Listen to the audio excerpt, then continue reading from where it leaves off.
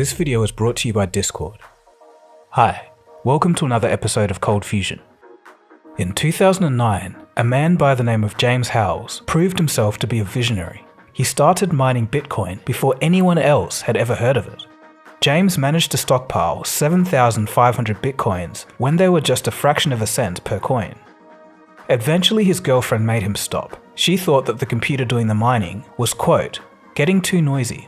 James later ended up throwing the hard drive in the trash, and today this mistake cost him over $400 million. To get your money, you would need that hard drive. Yeah, there's a specific file on that hard drive called a wallet file, which the Bitcoin is stored in. And without that file, there is no way of getting the money back because there is no central server that records a log of it.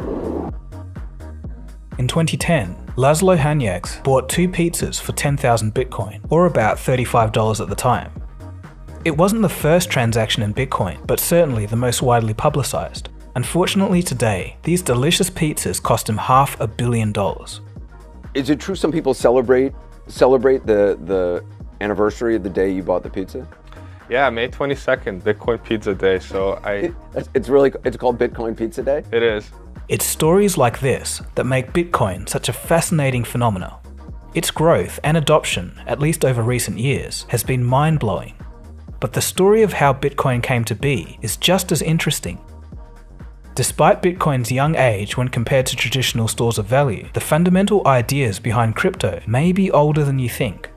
So the question has to be asked, where did Bitcoin actually come from? Who is the mysterious individual who invented it? Sit back, relax. In this 2-part series, we'll find out. You are watching Cold Fusion TV.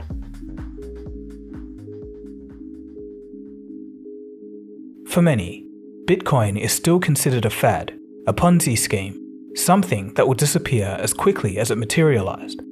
The cryptocurrency has had its fair share of bad reputation through fake crypto frauds such as BitConnect and OneCoin, not to mention payment for narcotics on Silk Road. What's happening is there's all these copycat cryptocurrencies that are going out there, and there's no regulation on the actual level of Bitcoin itself. You're talking, there's futures regulation, but the underlying asset is completely unregulated. It's a dark market. Bitcoin is worthless artificial gold, which, if it succeeded, would facilitate a lot of illicit activity. But the word is starting to get through that Bitcoin is much more than that. People are starting to look at our economic system with increasing skepticism. Currency is continuously being created. Food prices and bond yields are rising, hinting at inflation. And knowing that the long-term value of all fiat currencies over the last few thousand years has tended towards zero, it's only natural to think that there may be some issues ahead. I've outlined financial problems specifically in my How Money is Created video, which all of you really enjoyed, but it clearly highlights that there's a need for new thinking on the topic. Friedrich Hayek, winner of the 1974 Nobel Prize in Economics, stated the following in 1984. I don't believe we shall ever have a good money again before we take the thing out of the hands of government. All we can do is by some sly roundabout way introduce something that they can't stop. End quote. While it's undeniable that Bitcoin is not perfect, it broadly achieves this goal, and as you'll soon see, it can't be stopped. So before we continue, it's probably wise to have a quick primer on Bitcoin. I first talked about Bitcoin on this channel back in 2013, and since then we've done a whole bunch of episodes on Bitcoin and blockchain.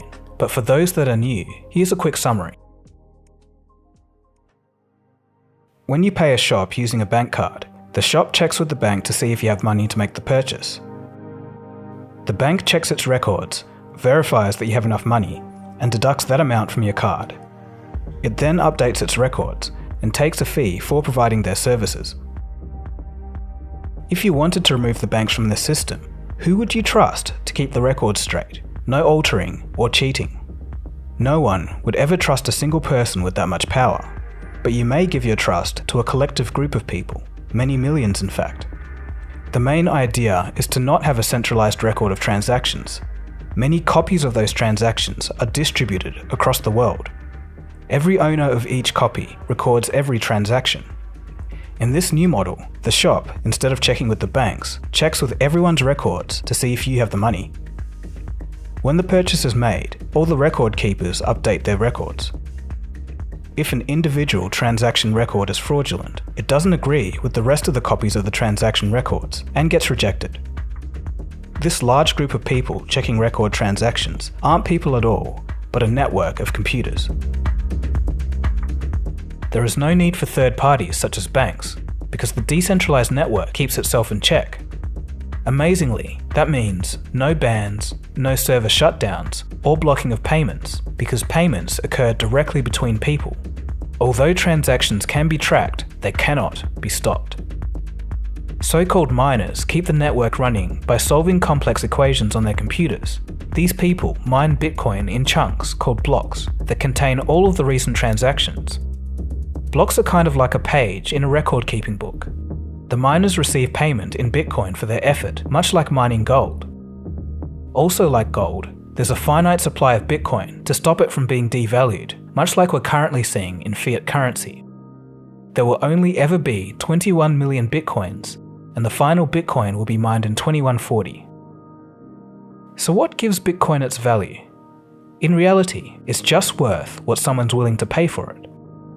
So could the price drop to zero? If confidence is lost, yes, it's possible. But regardless, it is a pretty interesting idea. There's an argument to be made that the value of Bitcoin is actually the trust and utility of the Bitcoin network itself. What the price is for that value, no one is sure yet. So yeah, I think a really useful idea. A blockchain is just a type of database. It's a distributed ledger that in some use cases, like for a banking back office, is kind of like a database upgrade. So massive improvements in efficiency, but probably not that transformative or disruptive. When you take a blockchain and you make it public and decentralized, and then you add money to that, you add a cryptocurrency, then you're looking at something that is that first use case, that offshore banking system, that I think is fundamentally disruptive, and disruptive financially, economically, and even potentially politically. So how is Bitcoin maintained? Bitcoin is open source, so anyone can edit the code. It's a misconception that the code has stayed the same for the past 10 years. There's maintenance carried out to ensure smooth functioning. This is done through a Bitcoin Improvement Proposal, or BIP. A BIP is just a document that proposes core changes. But to stop someone from inserting some code that says, say, give every Cold Fusion viewer 1,000 Bitcoin, there needs to be 95% consensus across the last 2,000 miners. Basically, it's a digital voting system.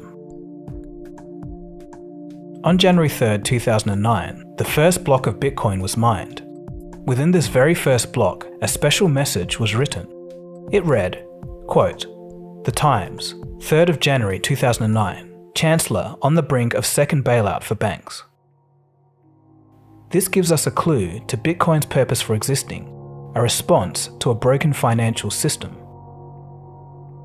Just 9 days after the first block was mined, the first Bitcoin transaction is completed. It was between Bitcoin's creator, Satoshi Nakamoto, and another cryptographic enthusiast, Hal Finney. It was a healthy sum of 10 Bitcoin, worthless at the time as there were no exchanges to determine a price. Satoshi Nakamoto would announce his invention of a new economic system on a cryptography mailing list on July 9th, 2009. Hal Finney would help Satoshi fix bugs and improve security in those early days. While these steps mark Bitcoin's creation and the first instance of application, this is by no means the beginning of Bitcoin's story. For that, we must travel back over 2 decades to the year 1983. In 1983, American cryptographer David Chaum is already experimenting with the idea of electronic cash. He was part of a movement known as the cypherpunks. They were activists who defended the idea of using cryptography and computers as a powerful tool to protect the privacy of individuals. If you were to put it into political terms, they were kind of like digital libertarians. David wanted to create a safer and more anonymous transaction system.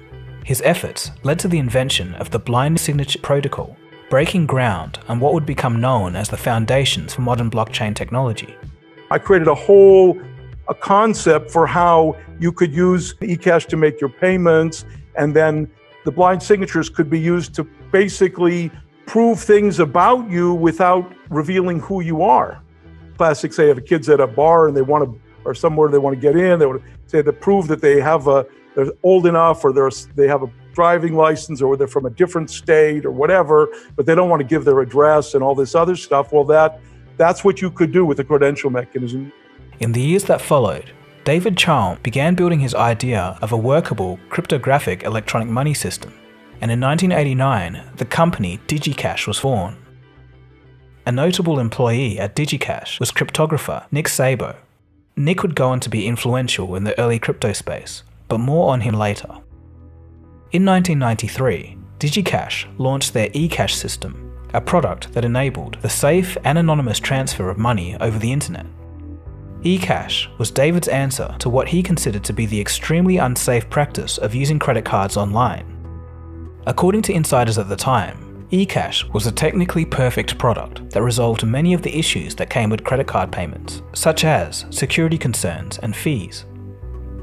Despite his good intentions, what David was doing was risky at the time because the US government sensed a threat. A number of my colleagues and friends had secrecy order placed on them by the United States government, which made it a federal crime to reveal what they were researching. But, to apply that to cryptography seemed a bit out of range. The National Security Agency, which is our main cryptographic authority in the United States, for protecting secrets and breaking codes, they got a new director, and he started writing letters to all the scientific associations, telling them that they should not have conferences or even sessions at conferences that covered cryptography. I felt it was just too important, so I risked spending the rest of my life in jail to set cryptography free.